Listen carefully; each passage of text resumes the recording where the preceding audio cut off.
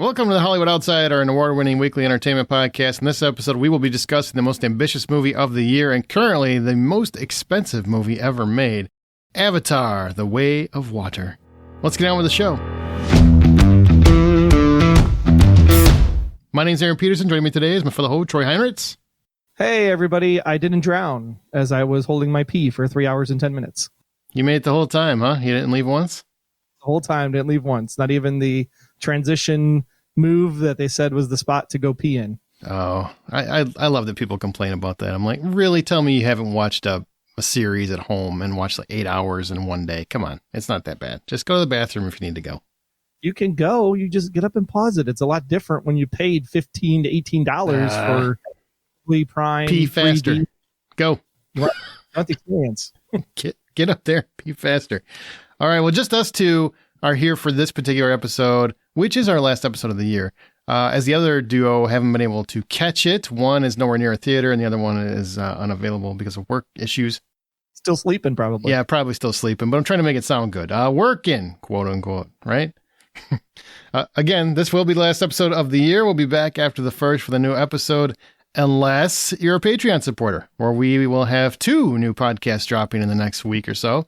Our bonus episode and a brand new Bad Movie Night, where we look at a movie critics or fans didn't seem to like, but we think is not, in fact, a bad movie. And this month is Big Daddy, Adam Sandler's gem. You always can sign up at patreon.com/The Hollywood Outsider. It's patreon.com/The Hollywood Outsider.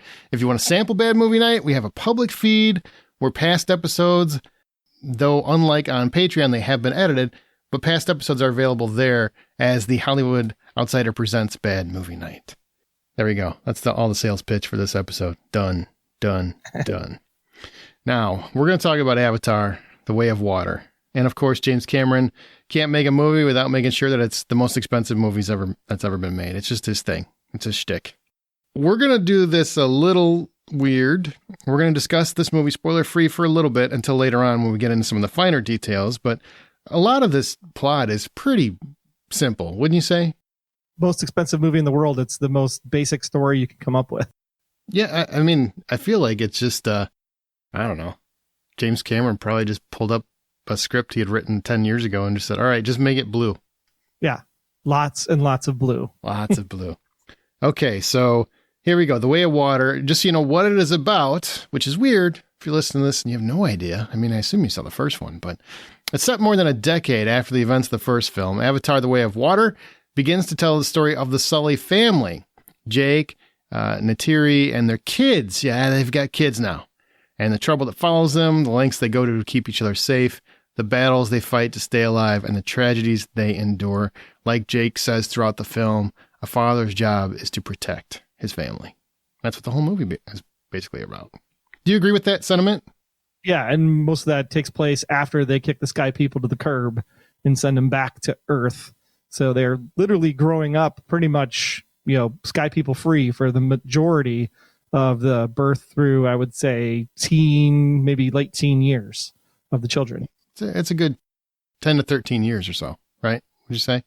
Roughly. Yeah, okay. The sky people are not to be found. There are a couple that stay back, and I'm sure you can probably figure out who those are if you've seen the first film. All the good people stay behind. That's right. All the good people. Well, and one random kid. So Jake, Sully, and Neytiri have formed a family. Natayam is their first son and oldest child. Loak is their second son. And Tuk, their daughter and youngest child, plus adopted kids Kiri and a human child that was left behind by the Sky People. That's named Spider. And they're doing everything they can to stay together.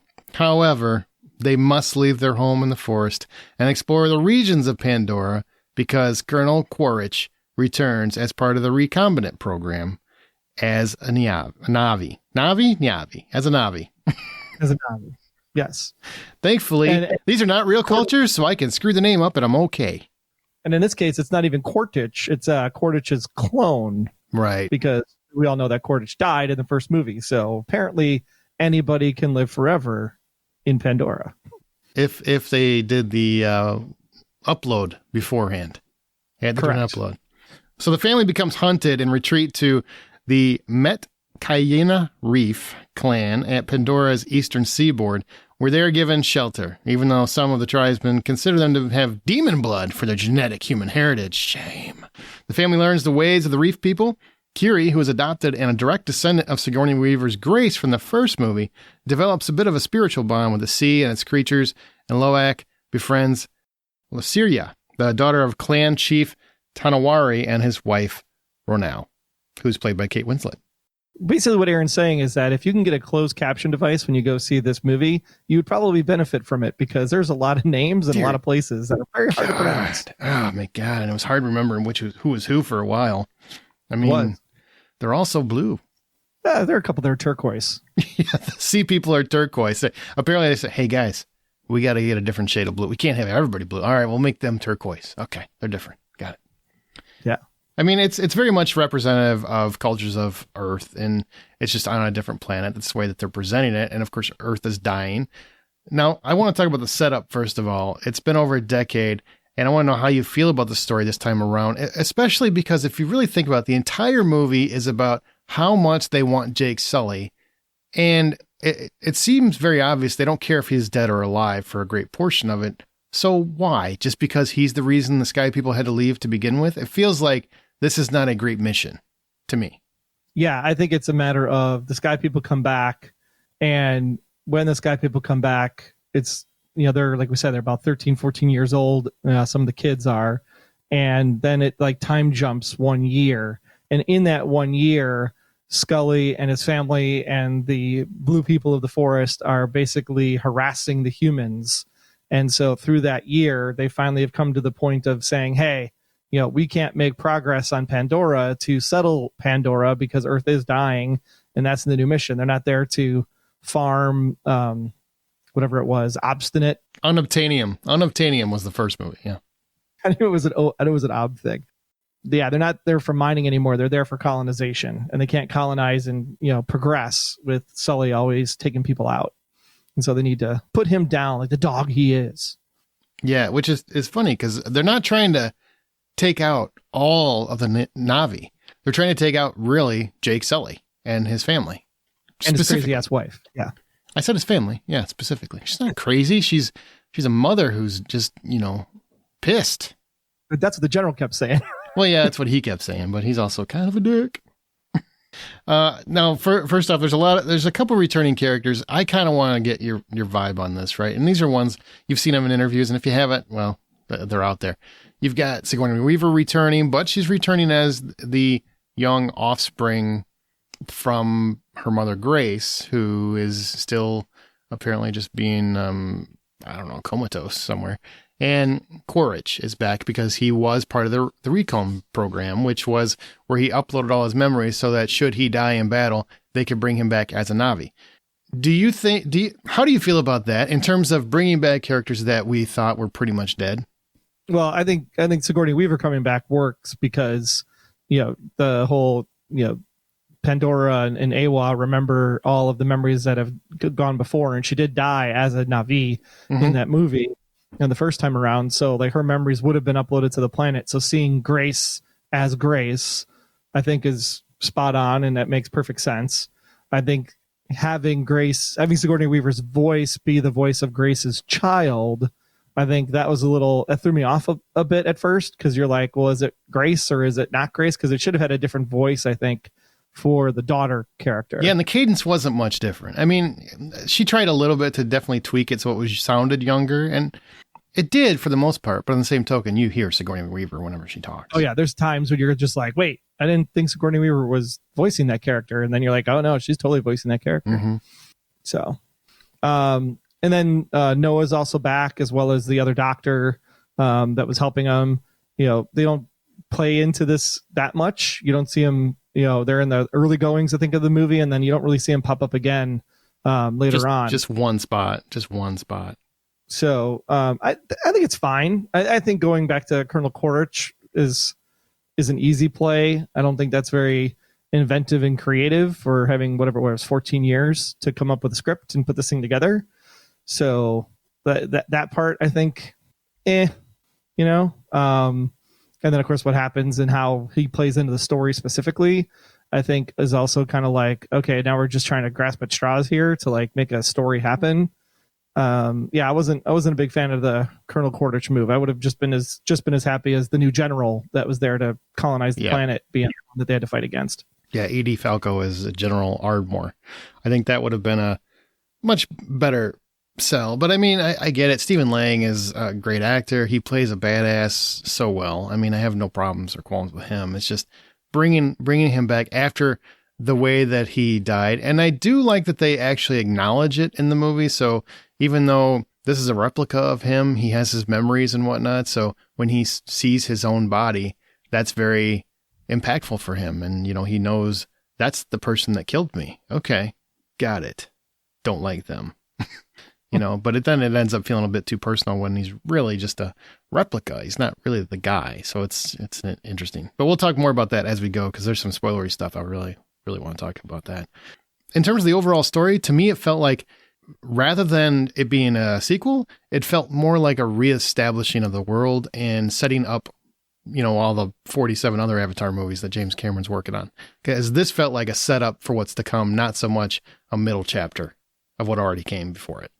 Yeah, it was definitely if you didn't know there was an Avatar 3, 4, 5, 600 that might be coming down the line, this felt very, I hate to say retread, but a lot of that first hour is retread. Mm-hmm. Like it's the same beats, it's the same mechanisms. It's here's the one character where the AWA seeds are going to fall on, and here's this thing where they're going to touch their tails, this other thing, and how do we capture our animals? And it's just kind of reminding people of what happened 14 years ago and just the beauty of the planet itself, which there's nothing wrong with that at the same time because it has been 14 years, but it's also 1 hour of a 3-hour movie. And it's like, dude, it could have been 2 hours. Just tell people to go watch the other movie first. 13 years. It came out in 2009. So 13 years. Yeah. Close enough. Yeah, it's pretty close.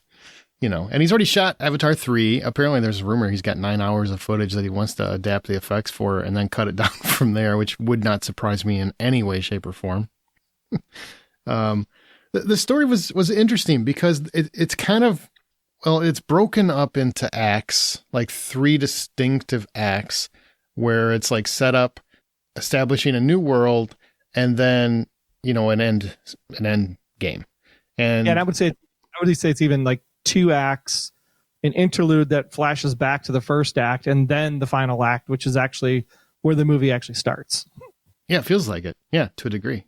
So we'll talk about the details here in a minute, but did the length ever bother you? It's 3 hours long. A lot of people don't want to wait that long to pee, man. Some people are like looking at that big gulp cup and just wondering if they can make the straw work. So what about you? That's the thing. I went in immediately going like, I'm not buying a drink. I'm not buying snacks. I brought maybe just a couple M&Ms in my pocket to nourish you snuck me through. In a couple M&Ms? What the hell is that? They were like the fun size packets from Halloween. So I had the guy's rattling in front of you. He's like, what? What's that about? Nothing. Nothing. But I didn't have a beverage. So obviously the length bothered the concession stand, I think, because I didn't get concessions. So they lost money on the concessions, at least for me anyway. But there's parts of this where you're just like, man, it's really beautiful, but I don't really need to see 30 minutes of swimming in the ocean. Yeah. I thought I was watching Dune again. Like, I don't really need to see 30 minutes of desert blowing in the ground. There's definitely some parts of this that could have been drastically cut down to get it to a solid 2.5, maybe 2:20. Here's what I would say to that. Number one, you're nuts. This is way better than Dune. For sure. I didn't like Dune at all. But at least it was one of those things. It was kind of like watching a nature special, right? If you're watching a nature special on YouTube or wherever, and it's shot beautifully, it's hard to turn away when you're in it because it just feels like, oh, it's such a fantastic world and I'm really interested in what lives here. And they do show a lot of that. It's almost like a Pixar movie. Very, very little live action here. It's mostly CGI and it's visually stunning. I was never bored, but I do wonder if I go back and rewatch it, that's not going to be as enthralling as it was the first time. So is it going to be as interesting? Those long periods, because the middle chapter is very long. Like it's a good hour of swimming. And I don't know. I think they could have cut a good half hour out of it. Like you said, I think I probably should have. Yeah. I'd say this is, what was the Disney special Welcome to Earth with Will Smith. This is definitely Welcome to Pandora. And then there's maybe 45 minutes of Avatar in it. Yeah. Interesting how he chose to do that. But it's also James Cameron. I never really felt bored. I felt interested the whole time. And I liked getting to know the characters. And I thought it was important that we started to care about the family more and establish them. And I think it's definitely going to come into play for the next movie, where I feel like the kids are going to keep being a more integral part to the story. I think that's just going to happen. Has to happen. Yeah, I mean, if there's Avatar 3 and Avatar 4, if that's the plan, then Avatar. It's going to happen. I don't know if there's like a 5, 6, 7 or whatever. It's also coming down the line. But if it's a 3 and a 4, 3 better be the death of the parents, so that the fourth movie is about the kids. Yeah. Otherwise, introducing the kids in this movie just kind of seems like, okay, we just needed extra characters to get a bigger budget. Speaking of budget, unlike many visual effects heavy pieces, these performances really came through. I felt like you could see the anguish and joy on the characters' faces. I felt every element of what they were going through, which is really hard to do when it's motion capture. Not many movies have done it as well as I think this movie does it. And it does it better than anything I've ever seen. Did you feel the same? And if so, did the performances, any of them stick out in particular for you? Yeah, I think I was wiping spit off my glasses from all that hissing that was going on because the hissing felt very real. It really did. Yeah, it really did. I love there was a lot of lens techniques, depending on which animals are looking at the humans or the Pandorans, and the Pandorans looking at the animals. I thought that was a really clever use of the visualness to describe how people see the world in that regard. I really liked the adopted child, Kiri. So that CGI performance was actually really, really well. And you just like fell into Pandora with her and experiencing Awa, and you just get the emotional impact of the planet through Kiri's performance. Sully, Jake, I didn't find him as charismatic as the first movie. I don't know if it was the dreads or the long hair or just something about it just didn't seem like this one he felt like a Marine. Yeah. He felt like a grunt, versus the first one he felt like he made the transition from grunt to Na'vi, and here he just felt like he was just a grunt, not even a husband. But don't you think he was kind of going back to his own personal past, where he was trained as a Marine to get his family in protect mode? Because they start the movie, it's very much like he's like that. But once they're starting to be attacked, that's when he starts getting very, very serious about, military action. And he's basically organizing his family as a military. So I think that has something to do with it, is because of the story elements at play. It could be. He just wasn't as captivating as the first movie. Sure, I could see that. Where Neytiri, on the other hand, like that was just the mother scorn, like total beast mode, like in the final act. Like she was so good. Like you felt every bit of pain that was going through her body, and then all the love that was going through her body at the beginning of the movie when she's having her children. She was my favorite performance, I think. Easily, hands down. Yeah. My favorite performance for sure. And also second, Payakan, that space whale, Oh yeah. They conveyed so much by just eyes and whale sounds. And I thought that was just really captivating. Like I was absolutely enraptured with that whole relationship. I'm like, that dude just befriended a whale. It's like getting a puppy. Yeah. It was like when you all fell in love with Crush from Finding Nemo, but in the game this time it's a whale. Yep. Very, very similar feels. And the effects across the board, there was, unlike so many special effects heavy movies these days, I mean, Marvel, I can find things wrong with that, and DC movies and all that stuff. And, anything blockbustery, there's usually something where you're like, that takes me out of it. I saw nothing that took me out of this movie, not one time, not once. I don't know if it was where I was sitting in the theater and the angle of my glasses for the 3D experience. There were a couple where you were like, okay, that looks like a video game. Well, it looked like a video game, but a real video game. Like it was real. Yeah, like PlayStation 6. Yeah, it's next gen. Next gen. Yeah. Yeah, but there were definitely some spots where you're like, okay, that's a real background, and that's a computer-generated blue person standing on the real generated background.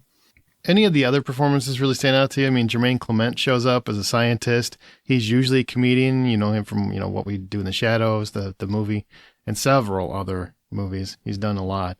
He's usually the comic relief. Here, he's very, very scientific and studious. Edie Falco's in it from Sopranos. It's a great cast. Yeah, I love the, his, kind of back and forth with Brendan Cowell. You have it's very much I'm the, Moby Dick, Captain Ahab, commander of the ship that I'm going to kill and harpoon my stuff. And the other guy's like, yeah, you go do that. I'm just the marine biologist. They have a really good back and forth between the two of them, especially as the final act plays out. Absolutely. Okay, so we're going to come back to the visual effects because this movie is entirely CGI, or at least I would say 80%, 85, somewhere in there. Yeah, it's up there. How do you feel about that? Because, essentially it's almost I don't want to say cartoon, but it's computer animation. Are you okay with this? Does it bother you at all? And did you love it? Where do you land? Do you wish there was more live action intercut with it? It's really well done that it feels more live action than computer generated in a lot of places. And I think that helps just being in the ocean and having like the real backgrounds from that perspective. It just added enough that it didn't make it feel like, episode 3 Phantom Menace, where it's very clearly where the CGI sticks out. Right. To this day. Yeah. What I really, really enjoyed was, I liked Aquaman. I was a big fan of Aquaman, that whole underwater world, and it felt very fantastical. And when you're down in it, it's just ridiculous but still just amazing to behold. But I never thought that's a real world. I just thought, well, that's a really cool imaginative world. This always felt grounded. Yes, It's in space and whatnot, and there's creatures and different kinds of marine life. But in the same token, I just was completely enamored with everything that was happening. I always felt like this could be a real world. Like I felt like I'm in the real sea. I'm underwater, and I'm really going with these guys as they travel underwater and have adventures on top of the sea and under the sea. It just really, really blew me away how well they crafted this world. Yeah, until you get to the Hallelujah Mountains, and then you're like, oh yeah, that's right. Floating rocks. That doesn't really work. Yeah, those definitely look like a video game. They did in the first one too. So not a big step there. I will say I just rewatched the first one. That movie really holds up. It's actually a lot better than I remembered it being. Same. I watched it too, like 2 days ago, and I was like, I can see where the acts broke down now, and it's like it's actually really, really decent. I think the challenge was like when the movie came out in the theater, it was amazing, and then you watched it at home, and you were like, man, this looks like crap at home because we didn't have 4K TVs. Sure. Now that it's 4K TV, the experience is about what it was in the theater, which makes it a lot better. That's a good point. That's a very good point. I like it. Okay, so we're going to get ready to hit spoilers, but before we do, if $10 is the full price of admission, what's your score for Avatar: The Way of Water? 10 for the beauty, 5 for the story. So we'll give it a solid 650. I am at 650 as well. The story is kind of lame, but everything else is pretty good. So let's talk about spoilers. If you haven't seen it, I would stop here and have a wonderful holiday, and we'll see you on the flip side of 2023.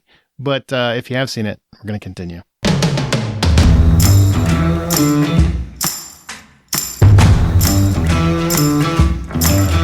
Jake's plan to hide and Neytiri's reluctance. Was this ever a good plan? Because it cost them, I warned you, cost them their son anyway. Well, in the first movie, the goal was obviously relocate the people because they're coming, they're going to take your home and kill you anyway. Sure. So in the first movie, the plan was to run, and they decided to fight. And by fighting, a lot of people lost their lives. So I can understand the plan to be like, let's get out of here and go somewhere else. So yeah, I think the plan was solid. I think it was a good move to, one, explore more of Pandora and understand other tribes, and because they're going to need help. If the Sky people are back, they can't just keep doing it on their own because eventually you're going to run out of woods tribe people. So yeah, I think the plan was fine. Neytiri running is just Neytiri because Neytiri is very much this is my home. This is where our ancestors are put to rest. This is where the memories are. So she's just sticking with her culture, and and there's nothing wrong with that. But I think if survival is the key to protect your family, then you do what you have to do, which is hide your family. Yeah. See, this is where I have kind of a big problem with the whole story as a whole, and why I say the story is just not good. I'd give the story like a 4. I just think it's very, very generic. And there's a lot of plot holes, like a lot. There's a lot of plot that was introduced that was completely dropped also, which sure. I don't know if that was intentional for the future movies, but you introduce it in this movie, you better freaking pay it off. And there's a lot of stuff that didn't pay off. Yeah, that's true. That's true. But in terms of the plan, I mean, I have a problem with the whole basis for Quaritch's plan here is I got to get Jake Sully. I got to get him. You got to kill him. Got to get him. Got to, why? There are still people in the mountains. Get them too. Like, why wouldn't you go after all of them? They're all fighting you. It's not just this family that's doing the damage, but he's so self-focused on that. And I'm sure you could probably make the argument that, well, it's because it's personal and he has those memories of being murdered by him and whatnot. But on the same token, he's under orders and he seems like he's following orders pretty well. And nobody's saying, hey, don't worry about him. He took off. We don't need to worry about him anymore. Let's just focus on the plan at hand. Instead, the whole movie is he's so focused on killing Jake, even though Jake hasn't been a factor in a long time. Yeah, because when he leaves. So he's nowhere near the sky people and what they're trying to do to colonize that part of Pandora. It's like, just let him have the continent. Yeah. What's the problem? Like, what do you think he's doing? He's just, getting a bunch more troops to come back, or what are you thinking that this is so dire and you don't have any concern about any other clan or clan leader or anything else, just this guy? That just feels like, well, now it's too personal and it doesn't make sense for a guy leading the military. Right. So that's the part of the story that bugged me. Neytiri, I'm with you. I mean, like you said, whether it's the motion capture or Zoe Saldana's performance, she was my favorite character to watch because, man, when she got pissed, she was fierce. The whole end battle where her son dies and she's in loco mode because that's what a parent would be like. I freaking love that. I mean, she's willing to kill Spider. It seemed like to me. Oh, for sure. When she cut his throat, right? She nipped his throat. No, nick the throat, but slashed him twice across the chest, I believe it was. Yeah. And I mean, I truly felt she would have killed him to save her kid. Yeah. Son for a son. Yeah. It's bold, man. I love her performance. All right. So the kids they're a big factor in this movie. A big factor. Who stood out for you? You kind of talked about Curie. Is that really your number one that stood out? Were you ever frustrated with Loak's choices throughout the movie because the kid kept doing everything he was not supposed to do? I mean, Loak reminds me of, oh my gosh, what's his name from House of the Dragon, right? The younger Targaryen blonde-haired kid that basically keeps screwing up and then doesn't quite get it. Like, I feel like that's that same, like he's going to rise to be a leader because he makes these dumb decisions because he has to learn from his mistakes in order to excel as a Na'vi in the future. So I liked his calmness and resolve as it relates to his fishy friends, right? When he's fishy friends. The fact that he's like, I'm an outcast too, just like you are, and that they make that bond. I think that it really spoke to that character. It makes you really connect with the character, just like you're connecting with Kiri as she's, connecting to Awa and like just exploring all the sea creatures and bugs and flowers and reefs and coral. And yeah, you're experiencing the character through the other things that they're interacting with. Right. I really felt like his older brother didn't have much of a presence at all. No, he was the quintessential like firstborn son, I'll go find him. I'll go take care of him. Yes, Dad. Yes, sir. Blah, blah, blah. It's like very, very wallpaper. Yeah. And Loak was more like his dad. Just, for sure. I'm going to rebel. I'm going to do what's right. And that's just what it's going to be. But at the end of the movie, like the last act, it's kind of like it's his fault his brother dies. I mean, when his dad says you've already done enough, he's not wrong. If you wouldn't have went after the whale, they wouldn't have had you guys. There wouldn't have been all this battle. There wouldn't have been all this blood spilled. Sometimes shut up and listen, kid. Damn.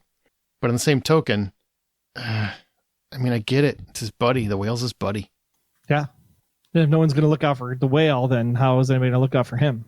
Yeah. But that's what he's thinking. Thankfully, whale came back and kicked some ass. That was a great. Oh my God. It was a great best scene. Character of the movie. that whole sequence when he the thing just jumps out of the water and lands on top of the ship and he's like flicking fins and tails and just knocking shit all over the place. I'm like, that was awesome. That was awesome. And then dinging rockets off his head and finding a way to just destroy that boat with their own with the toe. Yeah, he's doing his best cable. Empire Strikes Back toe cable impression. It really was. Yeah. So good. It was. Oh, that was so funny. Okay. Now imagine a giant whale jumping over a boat over and over again to tie the rope cable around the boat. It's ridiculous when you say it out loud, but it was so awesome. It was so good. Yeah, it was so good. That's why I say, like, even though I say the story sucked, the movie's good. Like, I enjoy the movie. I will enjoy watching it again. I just feel like it should have been tighter and whatnot, but the story, that's pretty impressive when you can overcome a really kind of generic story. But there is good humanity in here, or Navi danity, whatever it is. But there's a lot of emotion coming from the characters, and you really start to bond with them by the end. So that's helpful for the next movie coming forward.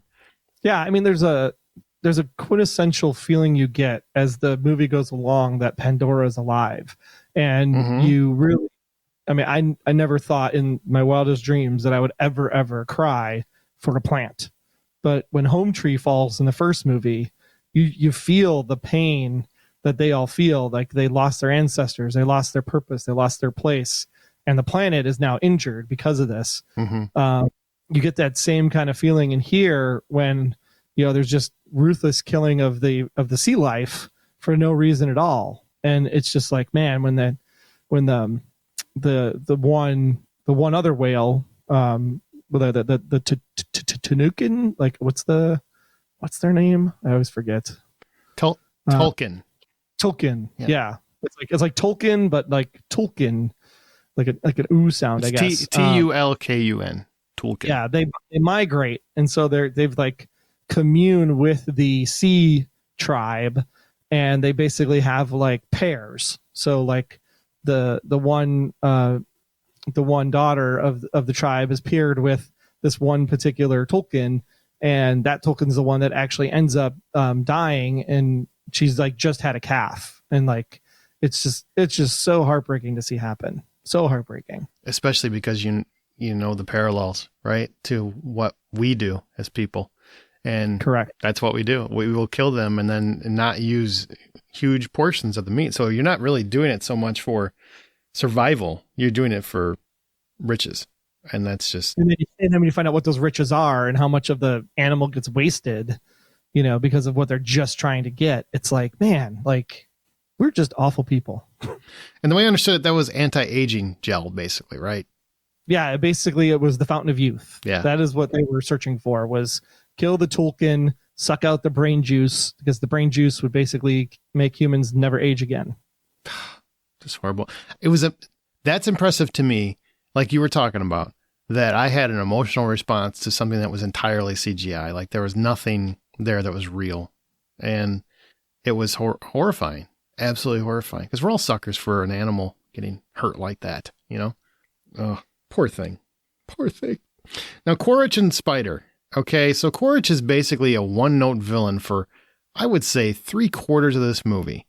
And then at the end, the last quarter, he really seems to actually have a fondness for Spider, who is, in fact, his the real Quaritch's son, and apparently got left behind. Did you buy this relationship? And how about his choice to save him at the end, where everybody in the theater was like, "Are you freaking out of your mind, kid?" Yeah, I bought it more in the front half of the film when he's teaching him the ways of the Na'vi, and like you could see like they're trying to bond, and then when you realize, oh no, he was just using you to understand the Na'vi, and then basically threw you aside and kept you as a prisoner for then the middle part of the movie. It's like, why would you go back and save his life? Like that was dumb, so dumb. But gotta have a bad guy for the third movie coming up. You do, and it pisses me off though, because that's lame. That is lame. And that's where, James Cameron loves to make fun of freaking superhero movies. He's done it recently, and not to the extent that Scorsese does, but I'm like, this is no different, man. You can't let a villain die so you can bring back a better one. Like he's not our Darth Vader. I don't think he's powerful enough of a character to consume 3 movies. I just don't. I think he's a good foe here. You got two versions of the same foe in two movies. Let it go. Pulling him out of that sea and letting him live. Now, I will say I did like the choice where the kid was just being human, essentially, and he had some kind of kinship with him because he has seen the Na'vi as his people anyway, and then this is also murmurs of his actual father. I mean, I get the conflict. He's a kid. I'm not blaming the kid. And he does go back to his real family.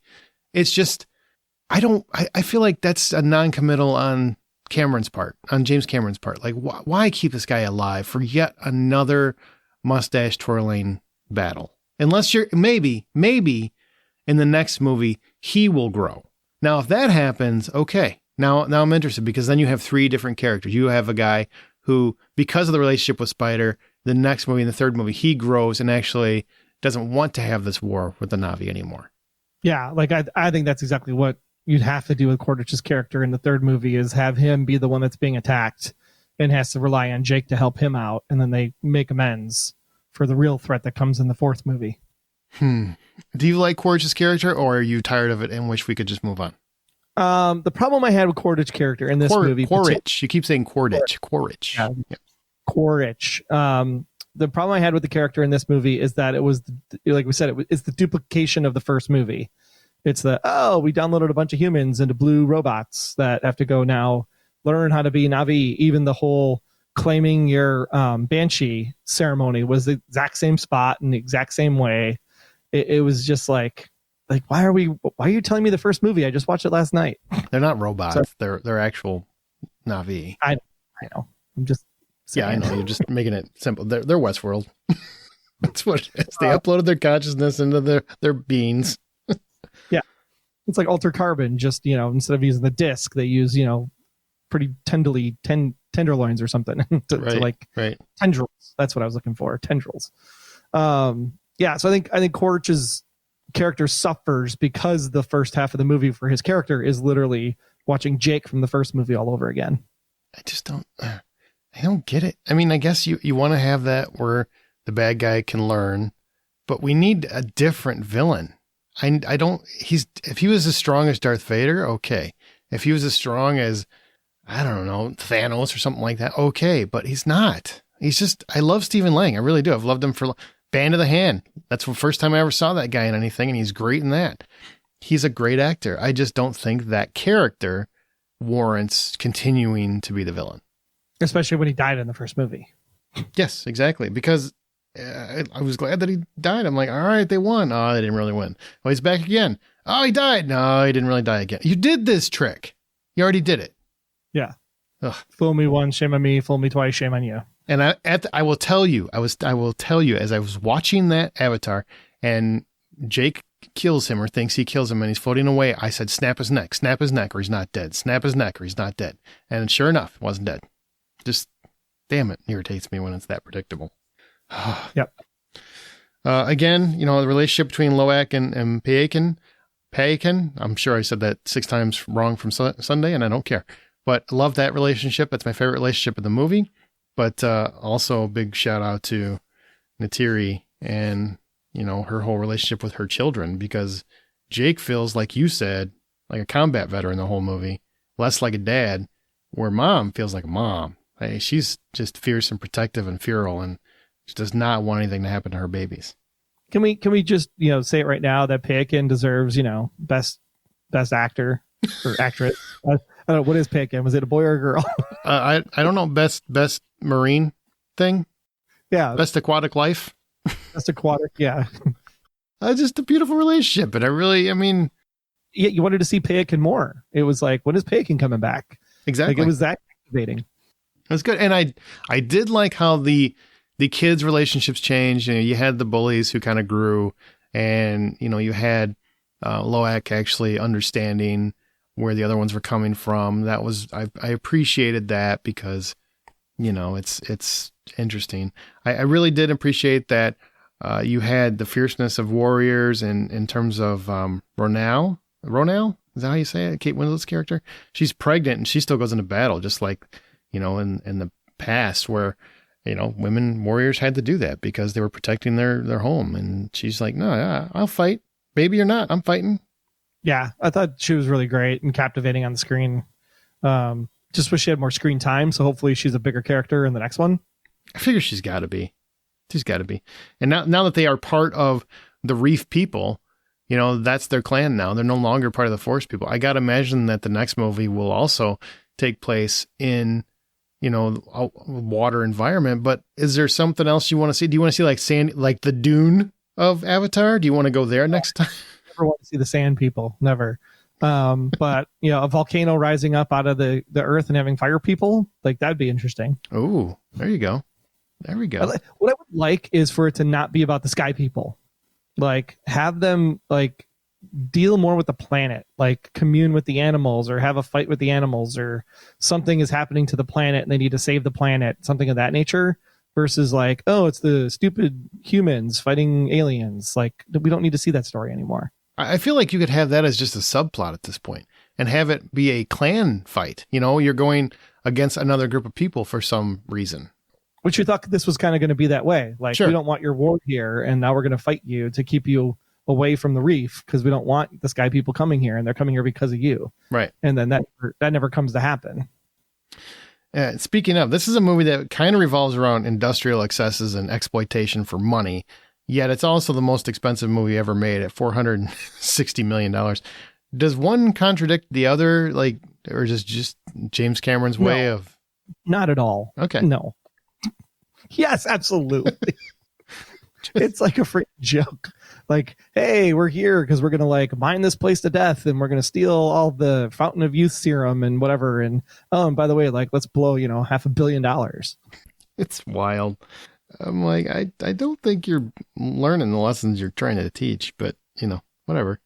I mean, yes, China is going to eat this thing up, so I'm sure it'll recoup its money, but I don't know if the word of mouth is going to transcend from week to week. I know that the take for the weekend is a little bit lower, and that's because most people are opting to see the higher price formats, right? IMAX, you know, 4X, big screen, Dolby Prime, all that fun stuff, 3D. So there's not that many theaters that carry that concept.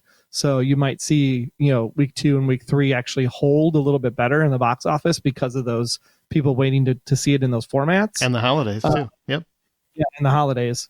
So it'll be interesting to see how it plays out. But man, I'm coming out of it and I'm like, I wasn't super hyped to tell people to go see it. I was kind of like, oh, it was good. I mean, I want to tell people, this is one of those movies where I think you have to see it in a theater. I really do, to get the full advantage.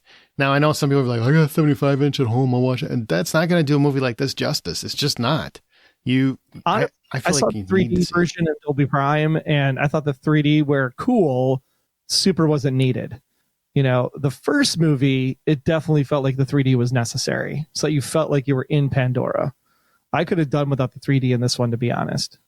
To be perfectly honest, I can usually do without the 3D, but this was much more immersive than the first one. The first one felt more like, this is 3D, and this one felt like you're in the world. You're gliding through it. And I like that. Yeah, the shark attack, you probably needed the 3D. That was cool. Oh, God, that was so good. That was intense. I was jumping in my seat. Historic shark attack, whatever you want to call the shark thing. Oh, there's definitely nods to Jaws throughout this movie. Throughout this movie. I was counting on my hand. I had like 7 at one point. I'm like, wow, at least Cameron appreciates Jaws. Yeah, where he's coming up, when the shark's coming up and he's just sitting there floating on the water. And I'm like, oh, that could just be a surfboard instead of a flying water dragon. Exactly. And he's got, you know, he has the whale uses the cables against him to guide the boat and rip the boat apart. There's the floaties. You know, there's all kinds of nods to Jaws in here, which I feel like if you're going to do a movie on water, you have to. There was moments, especially at the end, tell me if you had this, where you're watching it going, oh my God, I'm getting Titanic flashbacks. Like when they're trying to escape the ship and they're getting trapped underneath and all that. That's felt so Titanic to me.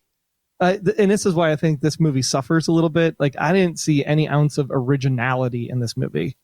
You know, it was like the whole like switch people around and memories. I'm like, okay, that's Total Recall. And then it's like, then you have the, you know, Fountain of Youth story, and you have the Captain Ahab, and then you got, like you said, Jaws is in here, and you got Titanic is in here. And it's like at one point, they were in the furnace room, and there was like a whole bunch of chains and stuff, and he's hanging from the chains when he's fighting Quaritch towards the end. I'm like, oh, this is the end of Terminator 2.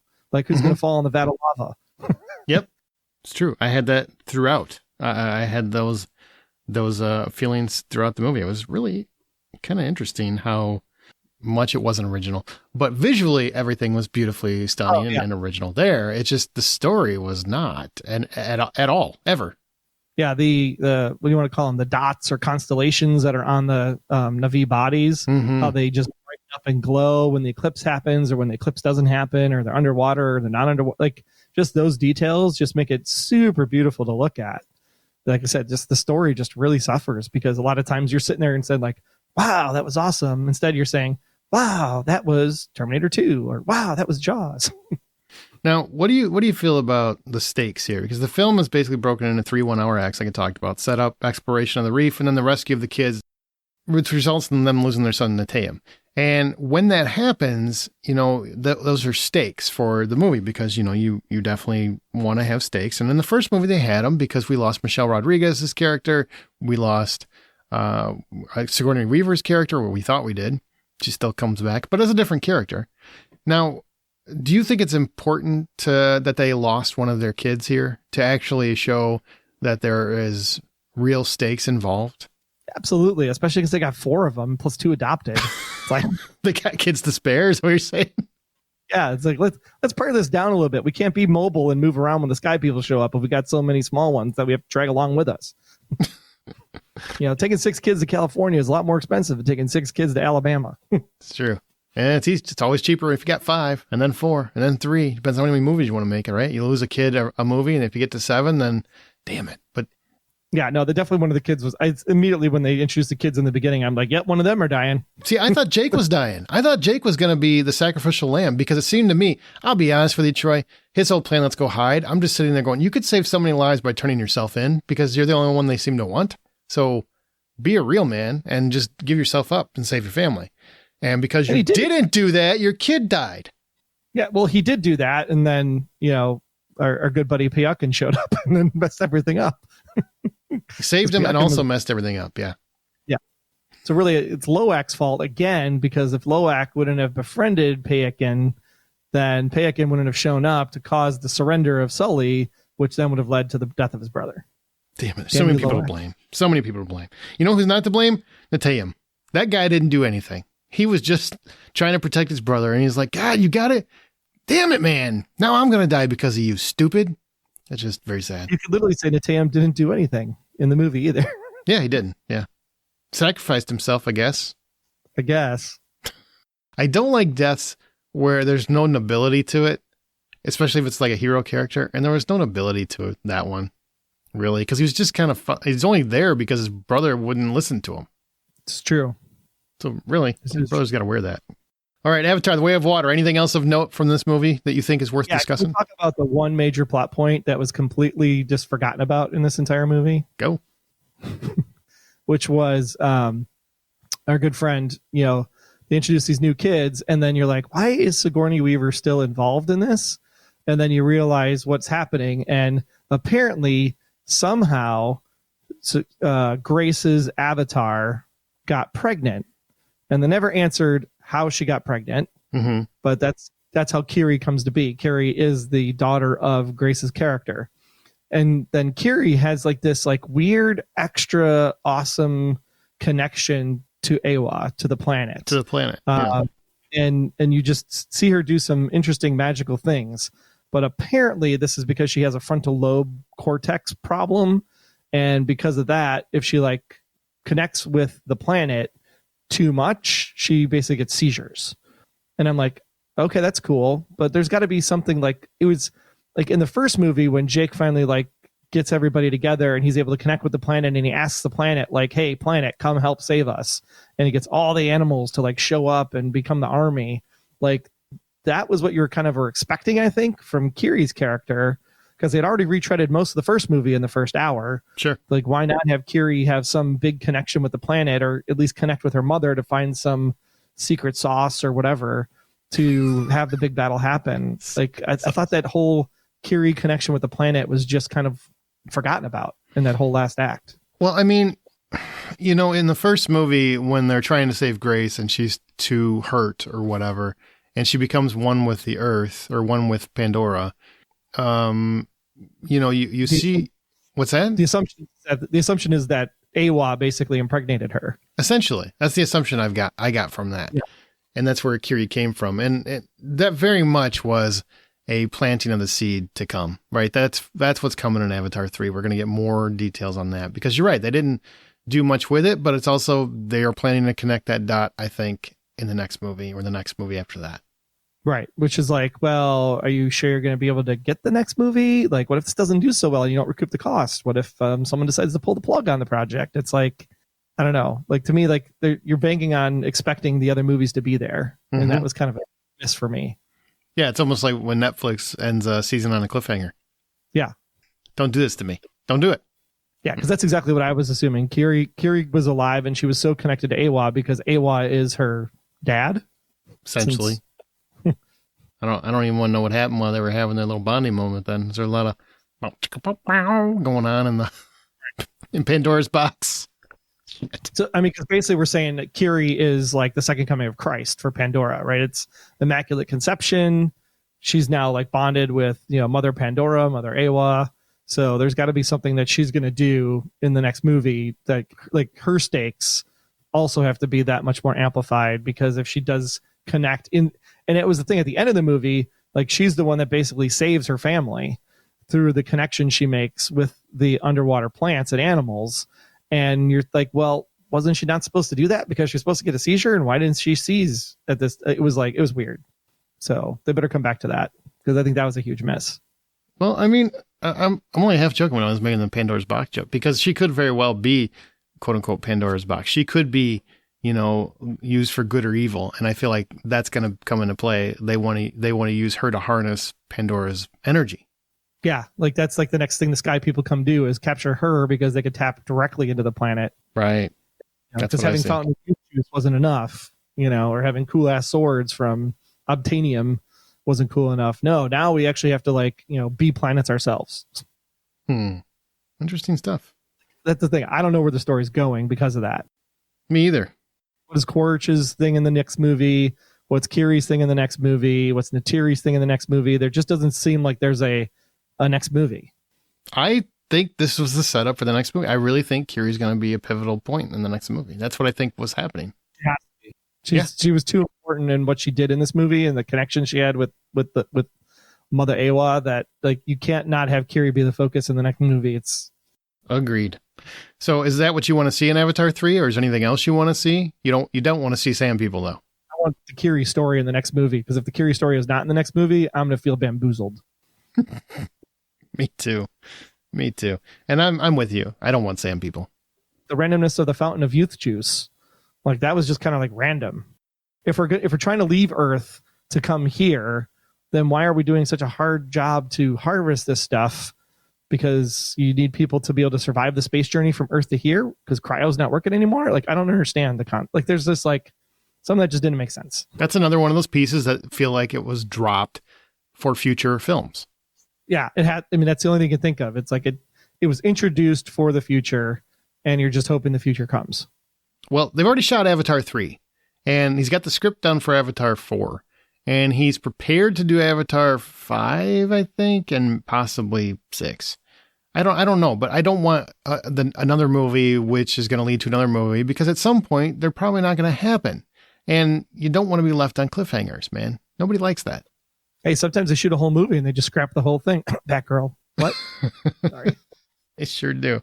All right. Anything left on Pandora before we move on for the year? This is the last episode for the year. It's gorgeous. I mean, it is visually stunning once again. I just wish the story was better. Which may help me in my bet. So what? Your bet's not over. All right, we have a bet. Just to recap for people that aren't aware, Troy and I have a bet that his view is that Black Panther, Wakanda Forever will make more money domestically than Avatar: The Way of Water. Now, domestically means, in North America.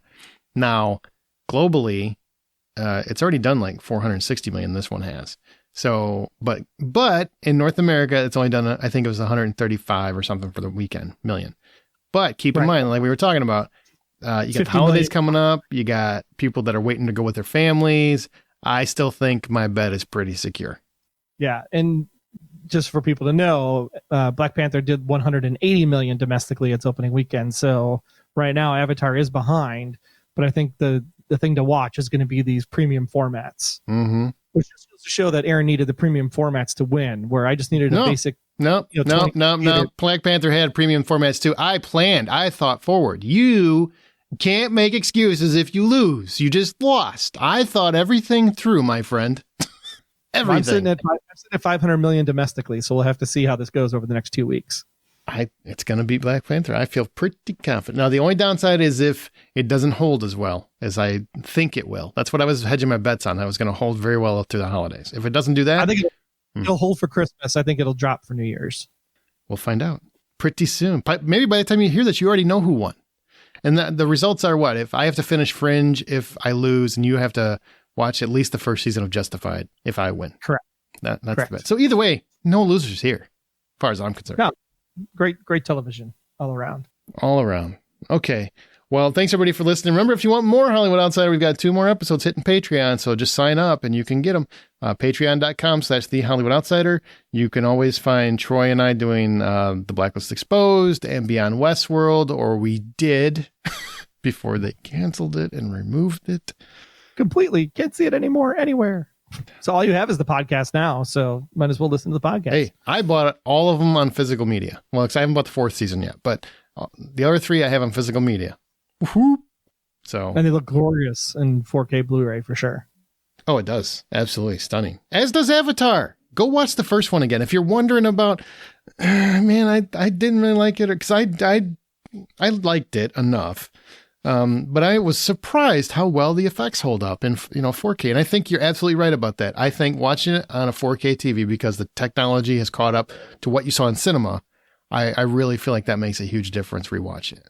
I actually watched it on my iPhone 14 on my bedside last night, and I was like, because I was so close to the screen, it felt like I was actually watching it in 3D. How do you watch a movie like that on your phone?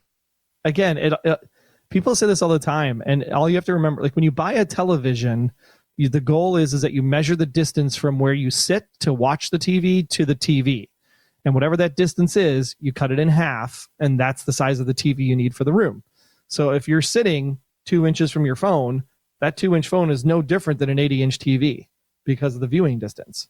I mean, I guess that's true, but I feel the difference. Feel it in my bones.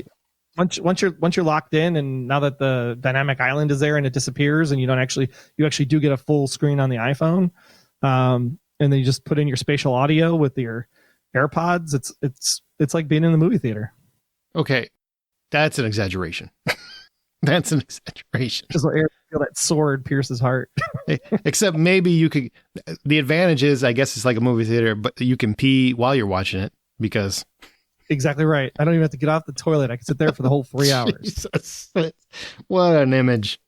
What an image that I never want to think about again. All right, remember, you can always find more information at thehollywoodoutsiders.com. Join our Facebook group, The Hollywood Outsider. We're on Twitter at @BuyPopcorn. And remember, the next time you head to a theater or sit comfortably on your couch, streaming comfortably, buy popcorn, and we'll see you in 2023, or talk to you. Happy holidays, everybody. I see what you did there. Da-da-da-da-da-da.